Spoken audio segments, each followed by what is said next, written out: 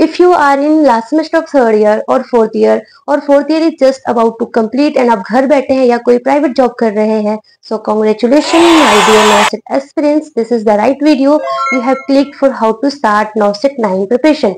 And I promise at the end of this video you get to know how to begin, what to study, from where to study and how to study, so that you crack NAWCET in very first attempt with only self study. तो अभी आप different ward में जाके posting करते होंगे या फिर आप कोई प्राइवेट हॉस्पिटल में मजदूरों की तरह कम सैलरी में काम करते होंगे। So it's very important to give your 2 to 3 hours for NAWCET preparation and start your preparation journey from today onwards. Hi everyone, it's Iram Fatima, nursing officer at AIIMS New Delhi, and I got 123 rank in very first attempt without any coaching, only because of the way I study and my strategy. So let's start. Question number 1 is how to begin. So for that you have to first clear the concept topic wise. Yes, topic wise. Then you have to solve the MCQ topic wise. Then do previous year questions topic wise. Then identify, analyze and focus on that problem area that is difficult for you and do revision. And this process is going on and at the end your selection is pakka. The second question is what to study and from where to study and how to study. So देखो, हमारे nursing curriculum में total subjects है like foundation of nursing, MSN, anatomy, physiology, microbiology, CHM, pediatrics, OBG, psychiatrics, pharma and some minor subjects है that is nursing education, research and management. तो ये सारे total subjects है हमारे पास। तो हमें इसको कैसे पढ़ना है, क्या पढ़ना है एंड कहाँ से पढ़ना है। तो देखो, आपको स्टार्ट कैसे करना है, आपको फाउंडेशन ऑफ नर्सिंग से स्टार्ट करना है। क्यों? क्योंकि फाउंडेशन ऑफ नर्सिंग जो फंडामेंटल्स है वो हम first year to fourth year हम हमेशा पढ़ते रहते हैं एंड वो हमें थोड़ा सिंपल लगता है और इसमें हमें बहुत सारी चीजें बहुत अच्छे से आती है। तो आप सिंपल से स्टार्ट करोगे तो क्या होगा, आपको कॉन्फिडेंस बूस्ट होगा, आपको आगे पढ़ने का और मन करेगा। तो आपको फाउंडेशन ऑफ नर्सिंग से स्टार्ट करना है। ओके, तो ये कैसे पढ़ना है? तो देखो, लेट्स सपोज आपने फाउंडेशन ऑफ नर्सिंग से स्टार्ट किया तो आपको थ्योरी कंप्लीट करने के लिए like fundamentals, MSN, OBG, psychiatric, paediatrics, ये सारे सब्जेक्ट्स की थ्योरी कंप्लीट करने के लिए आपके पास NCLEX की बुक तो होनी चाहिए। This is something Bible for your NAWCET and others nursing competitive exam.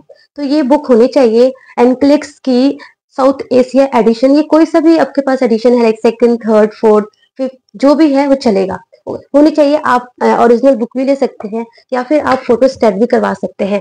Okay, आपने फंडामेंटल स्टार्ट किया। लेट्स सपोज आपने फंडामेंटल में आपने fluid and electrolyte imbalance start किया। फ्लूइड एंड इलेक्ट्रोलाइट्स आप जब स्टार्ट करोगे तो आप इसके पूरा चैप्टर पढ़ोगे। पूरा चैप्टर पढ़ के या तो आप नोट्स बना सकते हो या फिर अगर आप अंडरलाइन करते हो इंपॉर्टेंट पॉइंट पे तो अंडरलाइन कर सकते हो। या फिर लेट्स सपोज आपने ये पेपर पढ़ा, ये वाला पेज पढ़ा, इसमें जो इंपॉर्टेंट लगा आपने एक फ्लैश कार्ड से कुछ पेज या पेपर या कुछ भी बना लिया, वो आगे चिपका लिया, सो डेट आप रिवीजन करो तो उस पेपर को रिवीजन कर सकते हैं। क्योंकि बार बार आप पूरा यहाँ से यहाँ नहीं पढ़ सकते, आपका टाइम वेस्ट होगा। या तो आप नोट्स बनाओ या इंपॉर्टेंट पॉइंट पे अंडरलाइन करो या फिर फ्लैश कार्ड चिपका लो। आपने ये कर लिया, मतलब आपने फ्लूइड एंड इलेक्ट्रोलाइट्स पे सारा अच्छे से पढ़ लिया, आपने अपना कॉन्सेप्ट क्लियर कर लिया। एंड अगर आप चाहते हो कि कैसे पढ़ना है NCLEX बुक, तो आप इसके लिए आप मेरी ये वाली वीडियो को रेफर कर सकते हैं। उसमें मैंने आपको प्रॉपर बताया है कि NCLEX कैसे पढ़ते हैं। ओके, अब आपने कॉन्सेप्ट्स क्लियर कर लिए, ठीक है, आपने फ्लूइड एंड इलेक्ट्रोलाइट इम्बैलेंस पूरा कॉन्सेप्ट क्लियर कर लिया। ओके, बट अब वो दिन नहीं रहे जब आप third year, second year, fourth year में थे कि आपको 5 नंबर का मैनेजमेंट लिखने को आ जाता था, साइन एंड सिम्टम्स लिखने को आता था, कॉजेस लिखने को आता था। यहाँ पे वो चीज नहीं रहा। तो अब आपको देखना है कि जो भी आपने कॉन्सेप्ट किया वो आप एग्जाम में कर पाओगे। तो उसके लिए आपको सॉल्व करने पड़ेंगे MCQ। Solving MCQ is something very much important. अगर आप सिर्फ कॉन्सेप्ट्स पढ़ के छोड़ रहे हो तो आप बहुत बेकार काम कर रहे हो, you are just wasting your time. Okay, आपको MCQ सॉल्व करना बहुत ज्यादा ही जरूरी है। तो MCQ सॉल्व कहाँ से करना है, ये हमारे मन में आता है डाउट। तो देखो, आपको MCQ कहाँ से सॉल्व करने हैं। तो देखो, सबसे पहले आपने इस बुक से NCLEX से आपने फ्लूइड एंड इलेक्ट्रोलाइट इम्बैलेंस पढ़ा, पूरा चैप्टर पढ़ लिया, पूरा कॉन्सेप्ट क्लियर कर लिया। यहाँ पे लास्ट में आपको 15 से 20 MCQ होते हैं, पहले आपको वो करने हैं। ओके, और जहाँ पे आपका रॉन्ग हो रहा है, जहाँ पे जिस क्वेश्चंस को आप कर नहीं पा रहे हो उसका आपको रेशनल देखना है। इसमें रेशनल दिए होते हैं, क्यों गलत क्यों हुआ। ठीक है, प्लस अभी भी इनफ नहीं हुआ, इतने कम एमसीक्यू सॉल्व करने से आपका कुछ नहीं होने वाला, इसके लिए आपको और ढेर सारे एमसीक्यू करने पड़ेंगे। ओके, तो इसके लिए आपके पास होना चाहिए मौसवी की बुक। ठीक है, वाई आई एम सेइंग मौसवी की बुक ही होनी चाहिए, क्योंकि इसमें हमारा जो नॉसेट है उसमें थोड़ा सिनेरियो बेस्ड, प्रायोरिटी बेस्ड ऐसे क्वेश्चंस आते हैं, थोड़ा स्टैंडर्ड क्वेश्चंस आता है, थोड़ा प्रैक्टिकल क्वेश्चंस आता है, तो ये मौसवी में बहुत अच्छा है। तो आपके पास एक मौसवी की बुक भी होनी चाहिए, मौसवी की एमसीक्यू वाली बुक होनी चाहिए, जिसमें आप ये वाला चैप्टर कर लिया टॉपिक वाइज करना है आपने, ये टॉपिक किया, ये टॉपिक कंप्लीट करने के बाद वही टॉपिक का आपको मौसवी में जाके वो सारा एमसीक्यू सॉल्व करने हैं। ओके, आपने अब एमसीक्यू सॉल्व कर लिया, यू गेट टू नो कि हाँ आप अपना जो कॉन्सेप्ट पढ़ा है how to apply while solving the questions. Okay, and यहाँ पे आपका थोड़ा सा कॉन्फिडेंस भी बूस्ट हो जाएगा, आपको अच्छा लगेगा कि यस मैं क्वेश्चंस को कर पा रही हूँ, मैं कर पा रहा हूँ क्वेश्चंस को, एग्जाम में मैं कुछ कर पा लूंगी। So now you have to solve PYQ, previous year questions, because जो आप एग्जाम देने जा रहे हो वो एग्जाम कैसा आता है, उसमें कैसे कैसे क्वेश्चंस पूछते हैं, ये आपको जानना बहुत जरूरी है, एंड इसके लिए आपको सॉल्व करने पड़ेंगे प्रीवियस ईयर क्वेश्चंस। तो ये आप कहाँ से कर सकते हो, तो देखो इसके लिए दो बुक है, उनमें से कोई भी एक बुक ले सकते हो। आई एम नॉट सेइंग कि आप दोनों बुक लो, सिर्फ एक बुक लो। ठीक है, या तो PR यादव ले लो या तो टर्निंग पॉइंट ले लो। टर्निंग पॉइंट के बारे में सब इतना नहीं जानते हैं, बिकॉज वो अभी जस्ट न्यूली बुक है, बट वो भी बहुत अच्छा है। ओके, मैंने लिया था टर्निंग पॉइंट। तो इस बुक में, टर्निंग पॉइंट बुक में, आपको प्रीवियस ईयर क्वेश्चन सारे दे रखे हैं, like DSSB, RRB and many others nursing competitive exam के।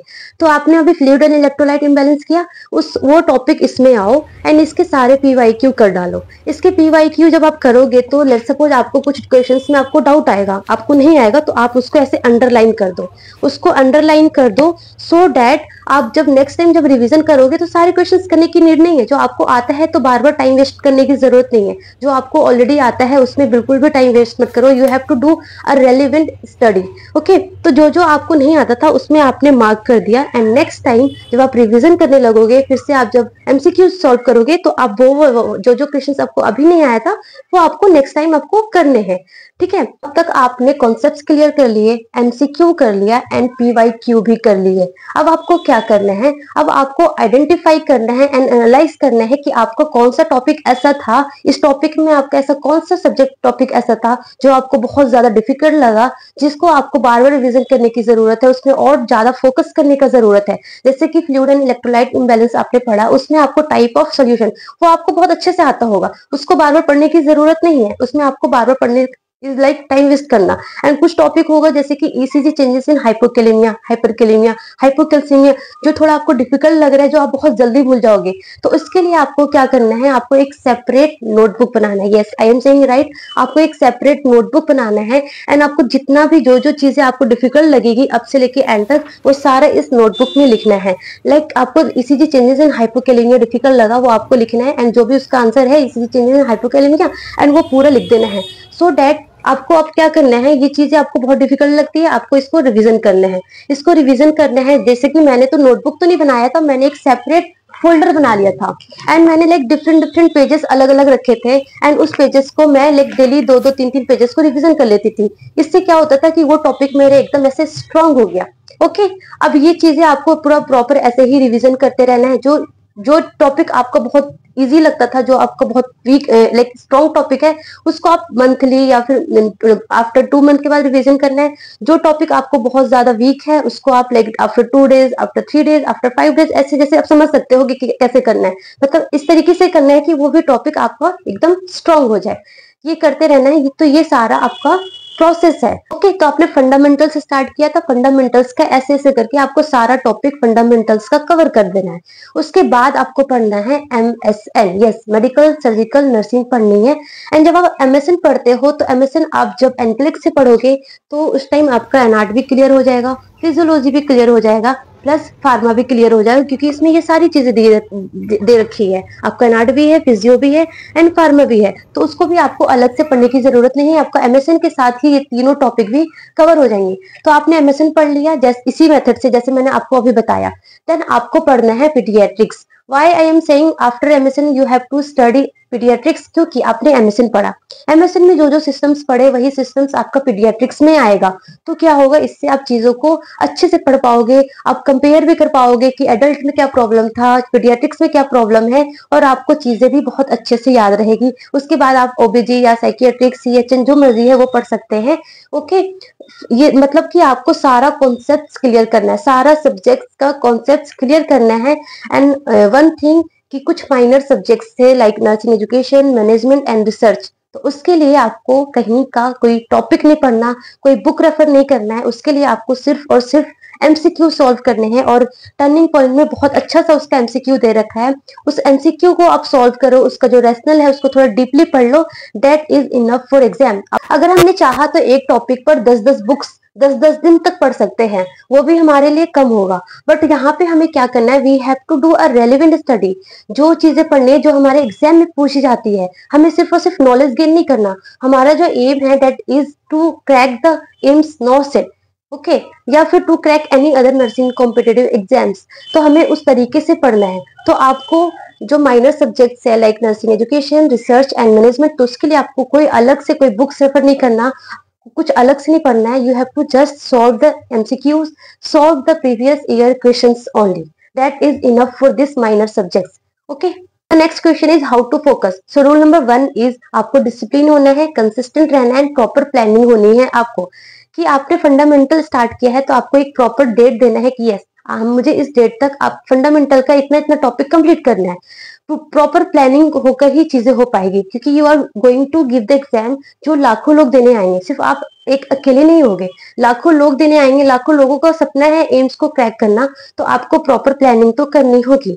ओके, रूल नंबर 2 इज आपको रेलिवेंट स्टडी करनी है। आपको बहुत ज्यादा वाला स्टडी नहीं करना कि आप बहुत ज्यादा एक ही टॉपिक को लेके आप 10 दिन तक पढ़े जा रहे हो, या पूरा आपने 2-2, 3-3 दिन तक पढ़ लिया। नो, आपको रेलिवेंट स्टडी करनी है। उसका आइडिया आपको मैंने बता दिया कैसे करना है। Rule number 3 is no multiple strategy, fix your resources with respect to subjects. देखो, हम किसी आजकल YouTube पे बहुत सारे वीडियोस है टॉप रैंकर्स के, कि उसने ये स्ट्रेटेजी फॉलो की, उसने ये स्ट्रेटेजी फॉलो की। तो आपको दूसरे की स्ट्रेटेजी देख के आपको उसकी तरफ नहीं जाना है। आपने अपनी जो स्ट्रेटेजी बनाई है उस पर आपको फोकस करनी है। अगर आपके मार्क्स कम आ रहे हैं, आप अच्छे से एमसीक्यू सॉल्व नहीं कर पा रहे, still you have to focus on that strategy. धीरे धीरे आपको जब कंसिस्टेंट रहोगे तो धीरे धीरे वो चीजें आपका अच्छा हो जाएगा, आप एमसीक्यू सॉल्व कर पाओगे। तो आपको अपनी स्ट्रेटेजी अच्छे से फॉलो करना है। आपको डिफरेंट आज आपने ये स्ट्रेटेजी फॉलो कर लिया, कल आपने किसी टॉप रैंकर का देखा तो कल आपने वो फॉलो करने लगे। तो आपको ऐसे आपको डिस्ट्रैक्ट नहीं होना है। You have to focus your own strategy, you have to believe your own strategy. Okay, and fix your resources with respect to the subject. आपको बहुत सारा अलग अलग रिसोर्सेज नहीं देखना है। आपने अगर एनक्लिक्स पढ़ रहे हो तो आप एनक्लिक्स से अपना कॉन्सेप्ट अच्छे से क्लियर करो। ओके, उसके लिए अगर एनक्लिक्स से आपको चीजें समझ नहीं आ रही है, अगर आपको कुछ विजुअल एक्सप्लेनेशन चाहिए, उसके लिए आप कुछ एनिमेटेड वीडियोस, कुछ विजुअल एक्सप्लेनेशन आप देख सकते हो यूट्यूब वीडियोस पे। बट आपको ऐसे बहुत सारा 3-4 बुक रेफर कर रहे हो, ये नहीं करना है आपको। आप डिफरेंट कोचिंग लेने लगे, आपको लगेगा इस कोचिंग का अच्छा है, इस कोचिंग का ये सब्जेक्ट अच्छा है, ऐसा नहीं है। देखो, potential to crack the exam is not depends on different coaching या फिर different toppers strategy. It's always lie in you, in aspirants. ये आप पे डिपेंड करता है कि आप कैसे पढ़ रहे हो।